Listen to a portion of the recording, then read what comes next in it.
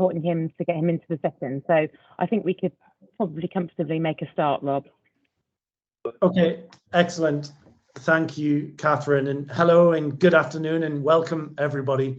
I hope you're having a great TechShare Pro conference, and thank you so much for joining this panel discussion today. I hope you've all picked up a lot of information and practical tips so far on how it can help you and your accessibility journey. This panel will try to look at the customer problem, especially in a world where more and more services, both from a private and public delivery perspective, will be delivered on digital platforms, and explore how partnerships across public, private, and the accessibility community can shape and deliver outcomes that simply organizations like ourselves and others cannot imagine on our own. I'm delighted to host this panel discussion titled Accessibility and Digital Transformation. For those of you that don't know me, I'm Rob Burleson, Director of Corporate Affairs at Intuit, the proud makers of small business tax and accounting platform QuickBooks. Now, for us at Intuit QuickBooks, it's so important that our products and experiences are open to everybody, regardless of education, physical, sensory, or cognitive ability, gender, or any other attributes. We truly are driven by the belief that when we create accessible products, we can make things better for everyone, with increased access, reduced friction, and smoother experiences. But we know there's always room for improvement. That's why I'm so thrilled that we've got such a great and distinguished panel to go through this discussion with us today. Very soon, I'll hand over to Graham Jameson and Louise Tarpey of HMRC. Not only are both accessibility champions in HMRC, but as more and more government services move to digital platforms and become more digitally enabled, it's really important that these programs and products and services provided on these programs are open to everyone. I'm also super excited that we've got Andrew Taylor, the founder of AGT Bookkeeping, and also a QuickBooks customer joining us today. I've spoken to Andrew in the build-up to today's event, and it really hits home to me the difference accessible products can make on people's lives, but also that the accessible journey is not over, and working with Andrew and others is the only way that we as a service provider can really achieve our full potential. We're also joined by Robin Christofferson, MBE, who I'm sure many of you will know. Robin is head of digital inclusion at AbilityNet and renowned figure in the technology and accessibility space. Welcome to all the panelists. And if I may start, Graham, with you as head of accessibility at HMRC. We know that HMRC have a lot of ambitious plans to be the most digitally advanced tax system in the world. And I know how focused you've been on making sure that it's an inclusive system and accessible to all. We'd love to hear from you about the measures and practical things that you've put in place to make sure that this tax system that we have in the UK is accessible. So on that, can I hand over to Graham and Louise to take the screen? Thank you very much, Rob. Yeah, I'm delighted to be sort of talking to you today. So hopefully this is going to be a really good and engaging session. So as Rob has perfectly set up for me, myself and my colleague Louise are going to be discussing the approaches that HMRC has taken towards delivering accessible solutions for taxpayers. So I'll get you to move on a slide, please, Louise. Thank you. Just in case you weren't aware, taxpayers can interact digitally with us in two separate ways. So the most familiar probably is through our own interfaces, which can be accessed through the gov.uk platform. In building our own digital services, we've learned a lot about service design, as well as accumulating and subsequently having to manage a lot of technical debt. And we'll share some of the learnings on that shortly. Secondly, we also provide APIs and tools to allow others to build interfaces to our tax platforms. So we've seen some of the challenges that third parties have had, ranging from the big players to smaller developers. And Louise will cover that in about 10 minutes time. So whether you're looking to start building accessible products or you're already on that journey, here's a few key insights that we've learned over the last few years. I mean, I will say that I'm sure we'd all agree that the accessibility of a digital product should just be a given. And I know that that isn't always the case. So what I've tried to do here is to try to work out why that might be and suggest some possible solutions that can be adapted within organisations of any size. So let's get started. The first and most important thing I would say is to engage with the issue and to set out your goals. So legislation governing accessibility has been around for decades. The public sector body's accessibility regulations became law in 2018, and that's provided an impetus for change in the public sector. But the Equalities Act has been around since 2010, and before that, the Disability Discrimination Act was made law in 1995. It's not new, and yet I think that the knowledge and experience of accessibility is maybe still not quite as mainstream as it should be. So before you set out to do anything, I think it's important to decide what you do want to achieve. Are you looking to make your product more accessible to meet legal standards, or do you want to build accessibility into your business model as a competitive advantage? I'd argue that either's valid, but the approach that you want to take will differ depending on what goal you want to achieve, and it's worth setting that out clearly before you start. In any case, I think avoiding the issue completely is just not an option. I mean, your customers will tell you that. Which leads me to number 2, understanding why accessibility is important to your users. I think it's a common misconception that a lack of accessibility only impacts a small percentage of a product's user base, and it's just not true. Better accessibility means more usable products. Just check your analytics, and I'm sure you'll be surprised by the range of devices, screen sizes, and operating systems being used to access your product. I mean, simple, accessible interfaces are often more usable across the board than flashy, gimmicky interfaces that can date very quickly. A better understanding of those user needs brings us to number 3, understanding the benefits case. So in the private sector, if a user doesn't like your product, chances are they can find another that they prefer. In the public sector, there's often no alternative to using a digital service other than calling a phone line. And if that's the case, it makes more sense to try and engage as many users as possible in the most efficient channel of communication, so we can serve more users more effectively. And generally, that's a digital channel. So any investment to relieve the pressure on a contact centre is usually recouped in the years to come. Accessibility shouldn't really be a unique selling point in 2021, but as I said before, if you're paying attention to the details, you'll generally have a better product, better reviews, and therefore more satisfied users. Accessibility makes commercial sense. From a developer's perspective, it's also cheaper and faster to deliver an accessible solution first time, rather than accumulating a backlog of accessibility debt to fix at an undefined point in the future. The investment of time at the start far outweighs the time it takes to rework a feature at a later date, which may be required by user demand or to resolve a complaint. The next few points are around testing. So number 4, understanding the technology involved. There's a perception that testing for accessibility is complicated and expensive, but it doesn't have to be. If you're a smaller development house or maybe even a small team within a larger organisation, a free version of a tool can get you going. Or look for free open source alternatives if your budget is generally zero. If you're on the Windows 11 session a few minutes ago, I mean, operating systems have an increasingly powerful tools built in, so just start somewhere. Number 5, map out your user journeys. I mean, if you carry out user testing, you will have mapped out your user journeys already. And that's a great starting point to assess how accessible your product is. You can very quickly test your user journeys using a screen reader, for example, or try to complete tasks using the accessibility tools built in your operating system with your mobile phone if you have a web-based product. Not only does that very clearly demonstrate firsthand how accessible your product is to use, it can also highlight the parts of a journey where you do need to provide additional support. I mean, ideally, you'll be able to deliver the full end-to-end journey for anyone using assistive technology, but if you can't, it's really important to ensure your service model can handle any inquiries that drop out of that journey effectively and sensitively. So with that in mind, number 6, build accessibility testing into your release process.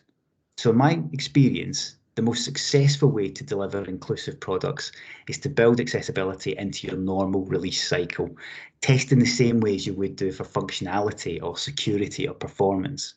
And there's 2 benefits to this. One, it means that you can capture any accessibility issues in the same way as you would any functional issues, ideally in the same tool. It provides the same visibility as other issues in the release, and you can assign the correct priority to resolving them. And also, Secondly, it embeds accessibility into your normal processes. Anything that stands outside of a standard release test plan has the potential to be skipped when the pressure's on, regardless of the willingness to deliver on it. It also gives a perception that it's a specialist or niche part of the release that doesn't need to be everyone's concern. Now, if you've reached that level of maturity in your internal processes, there's a key step to take at an organisational design level. Number 7, build capability internally. So building your accessibility capability within your organisation helps sustain your success. In my experience, I've found that accessibility experience and knowledge tends to become channeled into maybe 1 or 2 individuals within a team, and that's got to be resisted. It's always better to share responsibility around and don't let it become siloed. If those individuals change roles or leave the organisation, it can present a serious issue, especially for smaller businesses.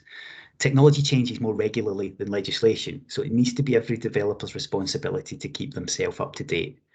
Now, this isn't easy. It needs to be a conscious decision, and it needs to be constantly and consistently reinforced to become part of an organisation's culture, but it will pay off over time, either in product quality or your ability to meet a change in technology. Number 8, find partners to support. Now, of course, it's difficult to go from 0 to 60 really quickly while you're building capability. So reach out to organisations who can support and help you take the first steps. Not only the likes of AbilityNet, there's a lot of active communities out there online, so please do use them. Tip 9, and it's something it's very kind of key to the approach that HMRC is taking, which is to learn as you go, make mistakes and make sure that you act to fix them. Because no process is perfect from the get-go. It's perfectly normal to hit bumps in the road and have to refine and iterate it to make it work seamlessly. So be prepared to make the mistakes and to learn quickly. It's important not to be put off the whirly. Stick with it. And bring us back to the start. Number 10. If you want to understand how accessibility affects your users and what to do about it, ask your users. It's one of the key pillars of user-centered design, but it can often be overlooked when the timescales are tight. I'd always advocate involving customers or end users in the design process, as you know the value you can get back from it means that you can make very good decisions about your product. Just be always certain to involve feedback from users of assistive technology as part of your research group. So that's a very high level view of some of the things that we've learned over the years, and I hope that some of them resonate with you. As I said earlier, we provide APIs to third parties to build their own interfaces. And I'm now going to hand over to my colleague Louise to take a deeper look at this sector. Thanks, Graham.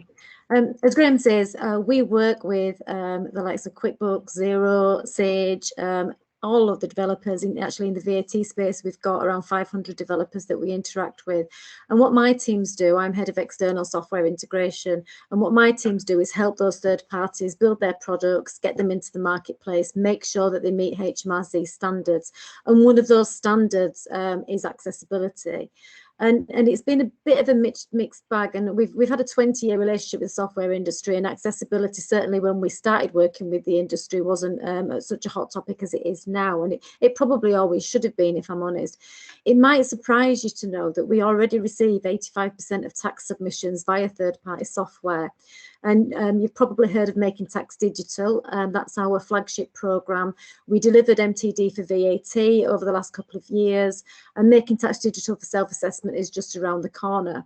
And one of HMRC's key principles when it comes to transformation strategy is to try to embed journeys where we can into business software, because that one-size-fits-all HMRC platform approach, it's no longer fit for the digital world. Why would somebody want to log on to a system every 12 months, dig out a password that they've not looked for 12 months, probably not be able to find the password, and then ring HMRC to try to find out how to reset the password, when actually all of the transactions are already in the business software? So why would you not just press a button and send it straight to HMRC? And that's really what Making Tax Digital is aiming to do, and that's what we've already delivered for VAT. But that approach isn't without its challenges, because as HMRC moves away from the market and does no longer builds its own products, we have to make sure that there are products out there for everybody. And as you know, as we touched on earlier, it's not just about disability, it's about age, it's about English not being your first language, it's about any attribute that might actually prevent you from accessing a product. And we were quite surprised, if I'm honest, in the Making Tax Digital space at the lack of accessible products that we got into the marketplace. I think there was very much an assumption that we were going to, that developers, third-party developers, knew what WCAG compliance was, knew how to make their products accessible, and they do it, as Graham said, from the start. So and they didn't. We had very few products to start off with. It's now an improving picture. We've got new products coming in sort of month on month, but it's still not where we wanted it to be. And so going into self-assessment, we've done exactly what Graham said, and we've learned the lessons, and we've taken a new strategic approach going into self-assessment to this. It's particularly important to us, the self-assessment, because more than any other tax regime, the demographic of that particular tax regime cuts across pretty much everybody in society. You know, you're talking about everybody from your taxi drivers to your landlords to your restaurateurs to your hairdressers. So it cuts across everybody, and we need to make sure that the services on offer are fit for purpose.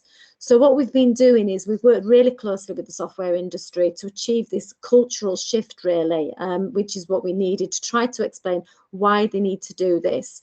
BASDA, who are one of the leading rep bodies, have set up a specialist interest group specifically around this. And we've been working one-on-one with a lot of our developers to understand what the root causes of non-compliance are, because nobody's deliberately doing this.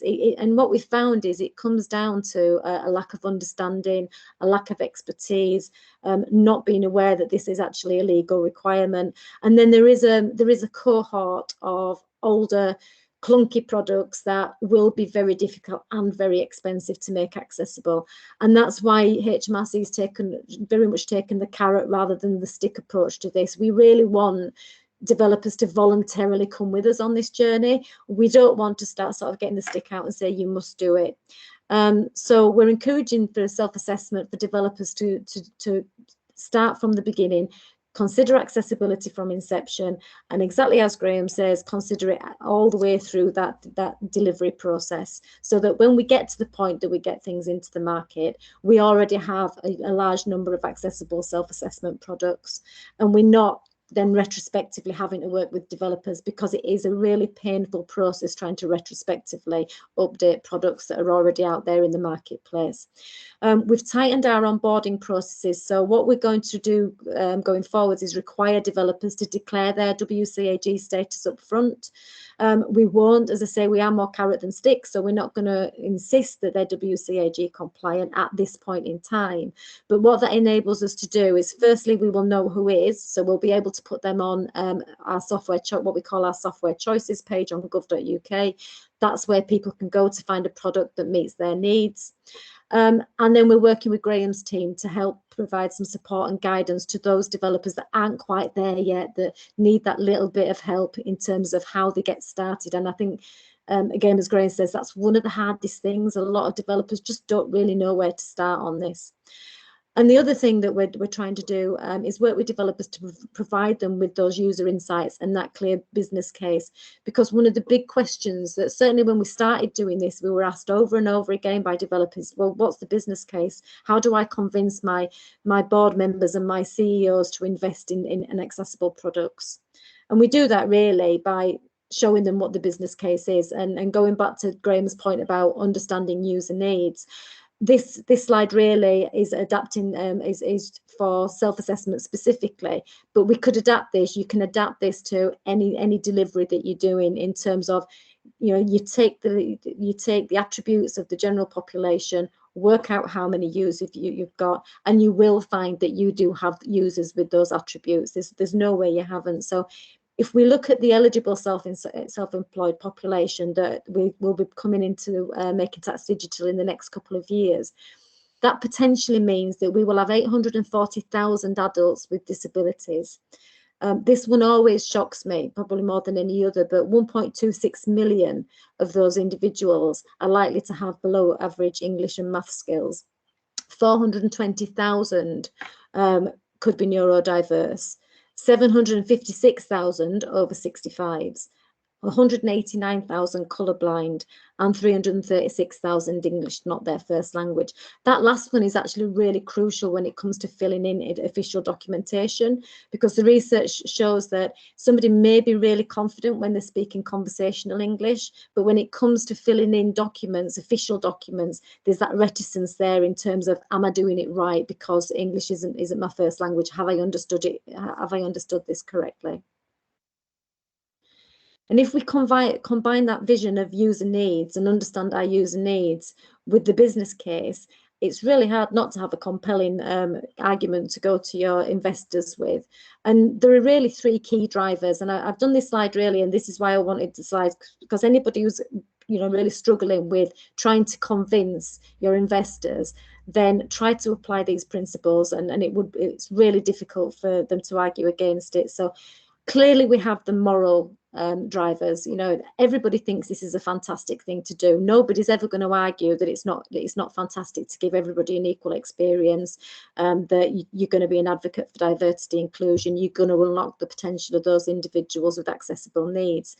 Nobody's going to ever argue with that.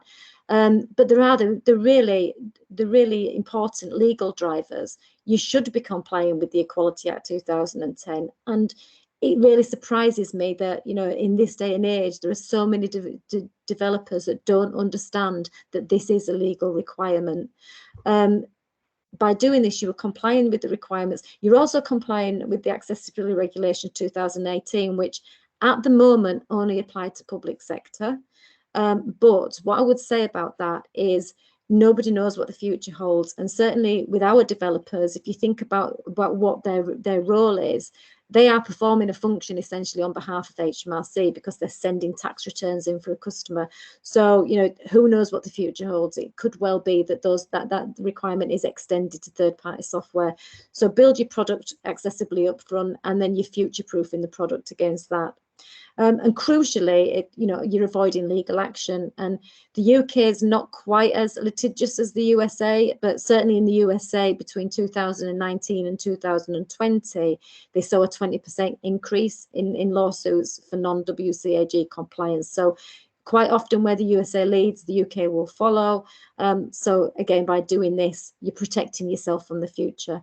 But the biggest driver is really the commercial reasons. Why would you exclude all those people on the previous slide?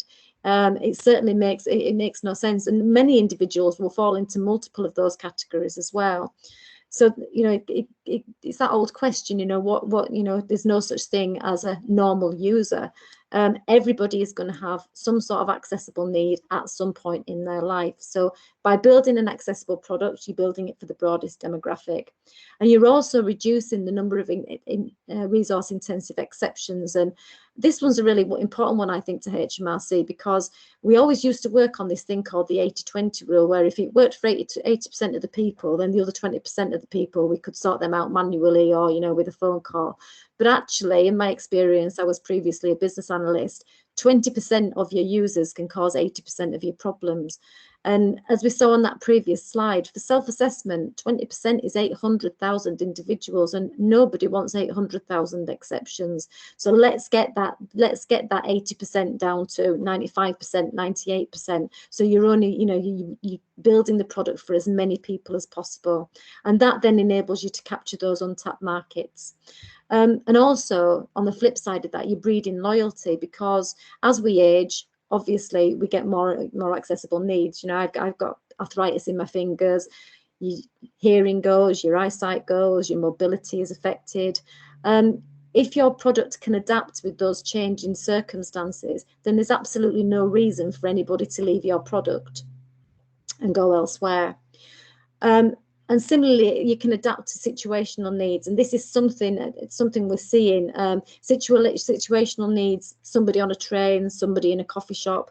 Temporary needs: somebody who's broken their arm, so can't type at the moment. Somebody who's had an eye operation, so they're visually impaired temporarily. if your product can adapt to those circumstances, then it expands the amount of use that they can have from the product. And crucially, and I think again Graham touched on this, avoid reputational damage. We live in a world where social media is king. It's so easy for somebody to go online and put a negative review about your product, and nobody wants to get a negative review for a product not being accessible. So by doing this, you're building a reputation for all the right reasons, and then you can use that reputation as a powerful marketing tool. And this is something we're now seeing a huge shift in mainstream media, where accessible features are actually being used front and center of advertising campaigns, and that creates that halo effect. And that ethical consumerism is a growing trend, and I suspect it will continue to be a growing trend over the next few years. And I think we can put, we can actually say in a nutshell, the whole of this presentation, and in fact the whole of this conference, can probably be summed up by that final bullet on this page, which is under the moral, then to say that if you value everybody, then you're excluding nobody. And that's the underlying principle of where HMRC is wanting to go with its transformation. And with that, I will hand back to Rob. Brilliant. Thank you so much, Graham and Louise. I love to hear your passion around accessibility, accessible products, and making sure that the UK tax system truly is open to everyone. And from a QuickBooks perspective, we really appreciated the partnership and the journey that we've been on with you with regards to our product. Now, we will open this up for questions, but I would love to bring in Andrew first. But if you have any questions for HMRC, please do put them in the chat function, and I will go through that as we're talking and try to ask the panelists as many questions as possible. But just before we get to that, Andrew, are you on the call? I am. Can you hear me? Brilliant. I can do. Thank you so much for joining us, Andrew. Look, I think one of the things, and this really picks up on Louise's point around how it's a moral problem as well as a commercial problem, but I'd love to go a little bit deeper on your story, Andrew. I know you're super inspiring to many of us, particularly at Intuit QuickBooks. But if you don't mind, if I just dig a little bit in on the journey that you've been on, so the audience can understand it, I think it really brings to life why accessibility and accessible products are so important to all of us. So maybe just to start there, I'd love to hear a little bit more about you, Andrew, who you are, what's your passion, and how did you become a bookkeeper and essentially an accountant as well? Of course. Yes. Oh, well, firstly, hello.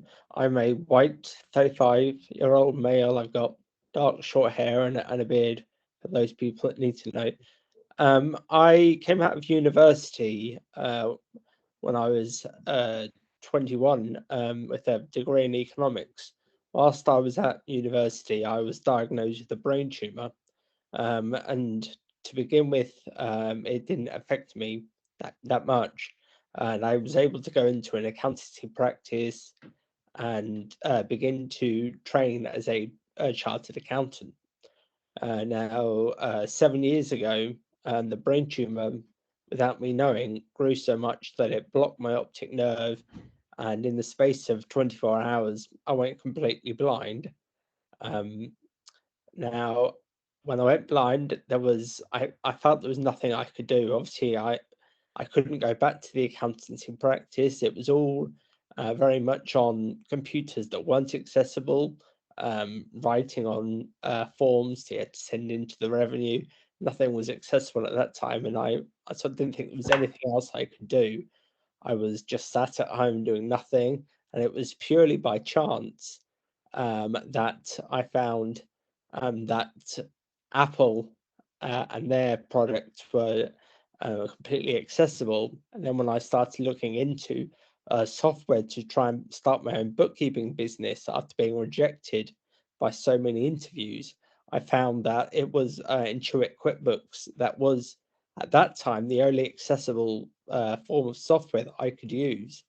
And over the years, obviously Intuit and QuickBooks has become far more accessible, and indeed HMRC and the making text digital and being able to do self-assessments online and submit VAT, corporation tax. It's all nice and easy now for me, and I feel I can do the job just as well as anybody else can. And I must thank Graham and Louise for their presentation, and it was quite staggering to hear the statistics on just how many people there are out there that have a disability and need accessibility in the products. And I didn't know that it was actually a legal requirement. I just thought I was one of only a few people that had needs like this. So it really is encouraging to know that there are so many people trying to make it easier for us. Brilliant. Thank you so much for sharing that, Andrew. And looking at you now running a fantastic bookkeeping company, can you talk a little bit about the digital tools that you use, but also how they help you do your job? And I know you said there that you're as good as anyone. We'd love to dig into that a little bit deeper as to how important accessibility and accessible products are for you to offer the fantastic service that you do offer to your customers. Of course. I mean, in my opinion, I'm just as good as anybody else. And of course, the products I use make me as good as I am, and everything needs to be accessible. In this day and age, customers want answers within minutes, and it's sometimes very difficult to go into a piece of software and sort of memorize where everything is, and find that information, and you have to be able to do it quickly and send an email back to them. And if they ask something about a tax liability, you've got to quickly get onto the Revenue's website and find the exact figures, get it onto an email and back to them, so that they're happy with you. And so accessibility is extremely important to me, and obviously the ease of use, and that's what I found with QuickBooks and with the Revenue, that it has become far more accessible and allowed me to do my job just as well as a sighted accountant. And say that when I first began, QuickBooks was the only accessible sort of software I could find, whereas now it is becoming more widespread, and I am finding other forms of software that I can use to create limited company accounts, obviously submit those to Companies House, and also it expands my services back to when I was fully sighted and I was in the accountancy practice, and I can do just what I was doing back then. Brilliant, fantastic, really, really brilliant to hear, Andrew. Thank you so much for sharing that with us.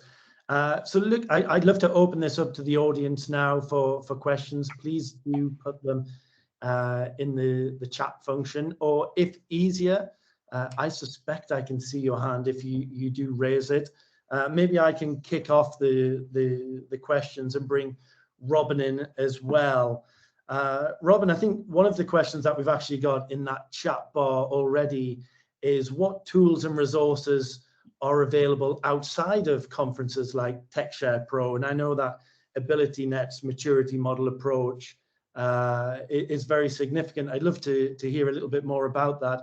And perhaps also, can you signpost attendees to maybe information and other tools that they can use going forward beyond the conference? Absolutely. Well, the first thing I would signpost is the session tomorrow about digital accessibility maturity models. But what are they? Well, we heard a lot from Graham earlier about, just how nuanced and many faceted the aspects of accessibility are. And, there's quite a challenge in wondering where you are as an organization on that journey or in that process, because from leadership to tooling, as you say, to the capacity, resourcing, support, etc., procurement, there are so many facets to it. And most organizations have always been in a kind of an ad hoc, Graham talked about not considering it as a bolt-on activity, but many organizations are still in that stage. And as an organization, as a charity, we work with organizations to help them make sure that their products and services are as inclusive as possible.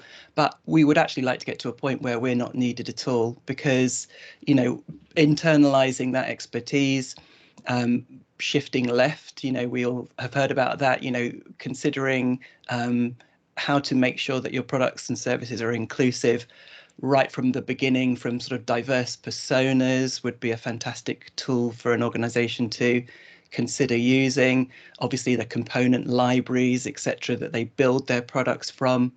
Procurement is massively important to the process, and not just sort of stipulating accessibility in the tender, but also asking for examples of similar projects that have been delivered to, for example, WCAG AA, and then not taking their word for it when they point you at some websites or products, but actually double checking for yourself. There are so many kind of slip ups that can happen with procurement that means at the end of the day you don't actually end up with a product that is either used internally or externally that is going to be compliant and real life usable for your employees and your customers. I think there are lots of tools out there, from automated checking tools that can be used internally and externally, to very simple things like the fantastic accessibility checker in Office, in all of Microsoft's products. So there are things that you can really democratize, distribute to everyone that's creating digital products, to really arming those with digital in their roles, to make sure that they're kind of double checking and building into their sort of daily processes what they're doing. One really important, I hesitate to say tool, but resource is your disabled employees and your disabled customers. And Louise mentioned about the accessibility regulations, the public sector body legislation that stipulates having an accessibility statement, which clearly outlines the accessibility of your website in this case, and a clearly defined contact feedback channel for disabled customers. That is going to be absolute gold. That data of where the customers are struggling, what they like, what they don't like. And internally, you can do that as well. Obviously, use ERGs, disability groups, to get that feedback. Use diversity profiling solutions like Clear Talents that really encourage disclosure, and also automatically match that uncovered need to reasonable adjustments. Solutions like Clear Talents can have your employees say to the exact button and screen on your internal applications where they're having a challenge, and they'll provide information about the assistive technologies they use, etc. So from an MI point of view, tools like that are absolute gold as well. Thanks so much, Robin. Louise, do you want to come in? Yeah, I was just going to add that very much supports the chat conversation around automated tools, fantastic as a starting point, but there is just no substitute from actually getting people in. And one of the meetings that I was in with HMRC, with software developers and with assisted needs, is we've got an assisted needs working group in HMRC. And one of the users, and I'll never forget his words, he was a partially sighted agent as well, and he said, you don't know your users because you don't give them a voice. And I contacted him privately after the meeting to find out what software he was using. And I knew that this software provider was doing a lot to do with accessibility, but he wasn't aware of that. So what I'd say is, give your users an inlet for to feedback about, and you will find that you've got free resources out there that will happily test your products for you, because they'll just be so grateful that they've been given a voice. So leverage the people that you've got, whether it's your employees, whether it's your customers, because I did a little bit of a Cilla Black impression, and I've put him in touch with the software provider, and now they're working together. But that must be replicated across lots of products and lots of software. Excellent. Thank you, Louise. I hope that's answered your question, Laura. I think there is lots of information out there, but completely agree. We just need good signposting to be able to get to it. If I could perhaps come to you, Andrew, on the next question. I know that you've spoken very articulately about your personal experiences, and I'm keen to sort of widen the discussion beyond accounting software, and just get your take as somebody that runs his own company. Do you see a difference in the types of applications in terms of accessibility and inclusion, thinking about cloud products, desktop products, front-end websites? Is it still very much a mix of different experiences out there? And is there any areas that you think you'd really like to see improvement on? Absolutely. I find that there is a great difference, firstly, just between the web-based, cloud-based software and the actual applications you can get as well. They're all very different in their accessibility. For example, just getting onto this today, I was advised it was best to use Google Chrome. And at first I was using Safari, and it was completely different in the experience that I had and the accessibility of the actual pages. And so yes, when you may think that it's better to download an application, it's obviously far bigger, it's safer, but for me it's not any better. It is far more useful to go onto a website and use that, which is then far more accessible, and I can use it. But again, it's very important which web browser you use, which computer you use. It's all very different, and I would like to sort of go back onto the point about how even Microsoft have got accessibility checkers in their products. And as I said earlier, I use Apple.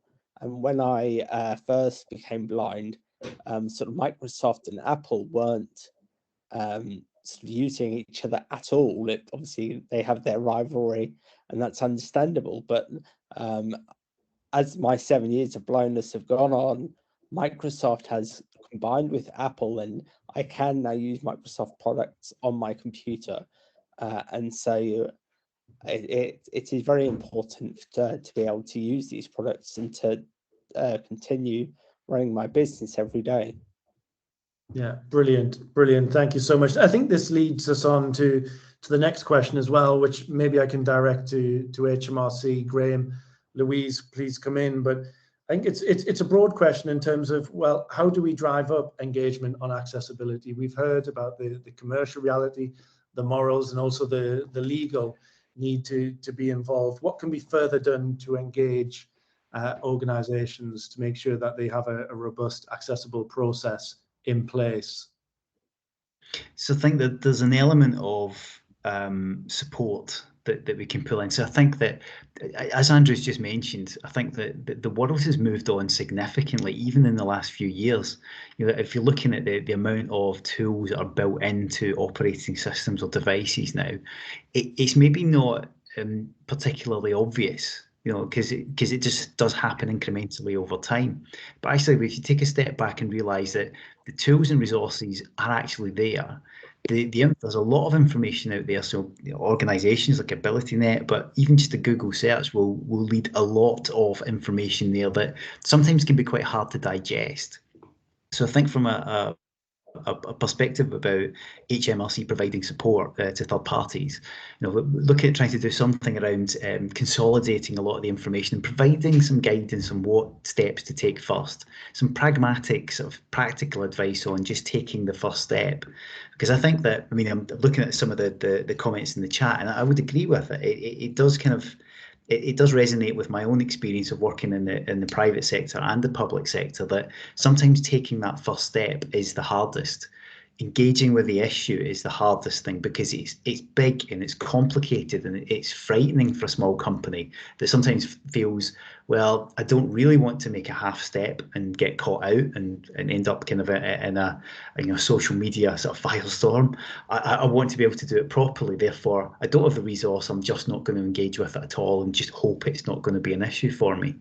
I think that by starting to demystify the steps we can take, make it feel like it's practical, achievable, not necessarily costly, and it is something that can be built into you know, the existing processes and help everybody understand how to do this, just as a matter of business as usual. I think that feels like it's a supportive step, you know, from an organisation that maybe has the resources that we do. That's a practical step we can take, and let's see, does that help drive some of the standards? Brilliant. Thanks, Graham. A really good question's come in from Hillary. Let me read it out to you. I know our very own Ted Drake, our Chief Accessibility Officer at QuickBooks, has put a part answer in the questions, but the question, maybe if I can direct it to you, Robin, have you got any guidance you can share about what we can use when procuring digital products? So is there somewhere where we can go to find accessible digital products? To find them, I mean, to ask the right questions. I think to find them, you know, there's so many products out there. We've heard how many there are just in the kind of tax submission area alone. But as far as what questions to ask and kind of where to go for that, you know, kind of the ultimate resource there, it's the ISO 37001 part 1, so -1. So 37001 is all about how to procure accessible products and services. So I kind of alluded to some of the kind of practical things you can do, but for the, you know, from the horse's mouth, then you should go there. And I think that's so important, particularly if you're a larger organization, because an SME can go and, you know, as part of the procurement process, ask the right questions, and they might not get the right answers, and that particular vendor or you know, software developer organization might not be that interested in changing their product. But if a larger organization went there asking to buy, you know, a much higher volume of that product or a much, you know, larger scale of that service, then that's where they really sit up and listen. Even though we've heard earlier on all the carrots and sticks, all the legal, ethical, moral, very significant, strong business case reasons for doing it anyway, but still, I think that's really, really important. So larger organizations shouldn't underestimate the impact that they can make on the industry by stipulating accessibility and then following through on that. And on that sort of note, I would say that who's a bigger supply, you know, there's no bigger procurer than HMRC, than Her Majesty's government. So, you know, looking at, this is kind of a slight step to the left here, but looking at procurement of assistive technologies, I know that part of the National Digital Disability Strategy is revisiting, you know, what assistive technologies disabled individuals should have. And something like excellent dyslexia software, Text Helper, have been contributors to TechShare Pro this week. They're excellent read and write gold product, perhaps a little bit pricey for an individual, but very, very affordable for a company and certainly for HM government.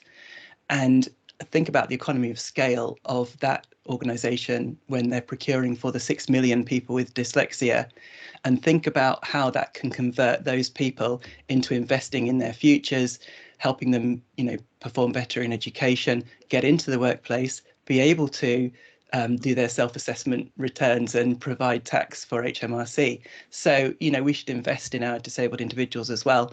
Procurement is a very strong tool, and every organisation should think very carefully about how they leverage it. Brilliant. Thanks, Robin. And as probably you may have expected, it has pricked Graham's thinking, and please do come in, Graham. You beat me to it there, Robin. That's exactly what I was going to say. So I think that, you know, across government, it is something we're looking at, and specifically for the reason you stated is, if we're all asking the right questions, it starts to change the perception for the software development industry. If we're all asking for the same things, if we're all trying to set a standard, you can't get away with the obstacle. Or trying to distract people with the fact that, yes, we are compliant and there's no evidence to support that. As I said, I mean, I think that from a software development perspective, if you are testing, you will have a test exit report. why don't you publish that or make it available to anyone who is procuring your services? Across government is something we are trying to join up and make sure that we do have a joined up approach on, because I think that by driving up those standards across the public sector, we make it much easier for everyone. Now, it's complicated. We've got thousands and thousands of software solutions on our estate, so we're going from a fairly standing start, but it absolutely is one of those things that we can all do together whenever we're procuring services. And slowly by slowly, you get to the tipping point where organisations realise it is something we now have to deliver as a standard. So thanks for the pointer. I absolutely accept that. Yeah, brilliant. And Addy's asked a really good question as well. Many suppliers say their software is accessible. Oh, it's just gone from my page. Say their software is acceptable, but when you start using their software, you find holes. Is there a way to check before you give them your money? I was thinking about that when I saw it come up, and I don't see any reason why you couldn't ask for that software developer or that supplier to come in and provide a demo of their product, because if they want you to buy their product, then they should be willing to provide you with, you know, and a lot of our developers certainly will provide 30 days free, you know, and say, you know, and it gives you a chance to try the product before you buy. So I'd say that on that on this second point around accessibility statements, that's something that we're actively looking at, working with the third-party developers to try to ask them to make their accessibility statements prominent on their websites so that we can link out to them. I said earlier, we've got a software choices page where we will list all the products that for making tax digital going forward. Accessibility is one of the filters that we have on that page. But we can't test 500 products, you know, individually. We don't have the resources to do that. We are reliant on the developers telling us that their products are accessible. So I think there's a little bit of a buyer beware thing here in terms of speak to the developer, tell them what your specific needs are, tell them what your requirements are, and then make sure that the product meets your needs. Brilliant. Thanks. Can I? Yep, please do, Graham. Yes, I think exactly that try before you buy approach, and I think, you know, Amber's point in the chat around looking at their websites and just seeing whether there is an accessibility statement. I think you're right. You know, you'll very quickly realise if you dig below assurances that whether that particular supplier is really just walking the walk, or whether they really are sort of delivering and have it built into their own processes. Can I briefly come in as well? Please. So as a blind person, I would always go to mobile first, because there's a lot more discipline applied to mobile as opposed to a great big sprawling web application or website. I know Andy probably indicated that he felt a little bit differently, but certainly with iOS, the level of accessibility kind of out of the box, if the developer isn't too aware, can often be a lot higher, because of the toolbox. Those components that I talked about earlier are just so excellent in iOS, and it's a much simpler UI, it's a much simpler screen. So the first call out would be to say, please developers, don't make the mobile app a poor cousin, where you have to go to the website with multi-stage logins, etc. What's your 3rd, 7th and 11th digit of your password and all that kind of thing, and timeouts and all that sort of thing, where on the mobile you can just put your thumb on something or your face in front of the camera, and make them as fully functioned as the main website is, for example. But as far as try before you buy, the beauty of the mobile app ecosystem is that the vast majority are free. So download QuickBooks, download Xero, whatever it is, have a play, and you'll very soon realize, whether it's going to be accessible to VoiceOver, for example, as a blind user. And if you had to pay some money for it, there is a really well-oiled returns, refund policy if you don't like an app as well. Brilliant. Thank you for that, Robin. We've only got 7 minutes left, so I will be super quick, and we will have 2 quick fire rounds, so a very brief answer from everybody. Let me start with you, Robin, then I'll go Louise, Graham, Andrew, just how I can see you on my screen. The first question is, what would be your #1 piece of advice to the audience to take back to their business that they should do to try to help their business begin or advance the accessibility inclusion journey? I'm going to go back to what Caroline Casey's mission is with the Valuable 500, is to ask what support there is at the top for making this all happen. It's part of the digital accessibility maturity model to get C-level buy-in, where it is, that it is a down-up thing, but it's also an up-down thing. So it comes from the grassroots. Everyone should have, because everyone has digital in their role, so everyone should know something and feel passionate about accessibility and digital inclusion, but it should be top down as well, because the whole thing won't work if people can't get the support that they need, the resourcing, etc. So yeah, make sure that you ask the right question internally to know where the leadership when it comes to accessibility lies within your organization. Brilliant. Louise? Yeah, I'd go back to the business case that we presented earlier. I think if you combine your user needs with your business drivers, which is your commercial drivers, your legal drivers, and your moral drivers, I challenge any board of any organisation to say no, because I don't see how you could possibly. There simply is no reason not to do it. There's lots of reasons to do it. There's no reason that I can think of not to do it. Brilliant. Graham? Great. I'll try and find something different. I think on a more kind of practical bottom-up level, have a look for the resources that are out there. I mean, gov.uk has a lot of open source material, a lot of very practical advice and tips, models, components, design systems, which are there to give you a start-up. You're not going from square one. There is information there, so do tap into it. It's very accessible and in all sorts of ways, and really is helpful for turning a vision into a reality. Excellent, thank you. And Andrew? I think obviously I can imagine it's very difficult to think, where on earth do I start? And obviously going to the revenues access and their level of accessibility and the help that they are offering, I think, and there are areas out there that do give you the resources to help you make your products accessible. But ultimately, I think it's very difficult to make it all perfect, and ultimately you've actually got to reach out to people in my position and to those that you're looking to for their needs. You've actually got to ask us, are our products good enough? And yeah, don't be afraid to come out to people. We're all very happy to volunteer, and I think that would ultimately be the best thing to do.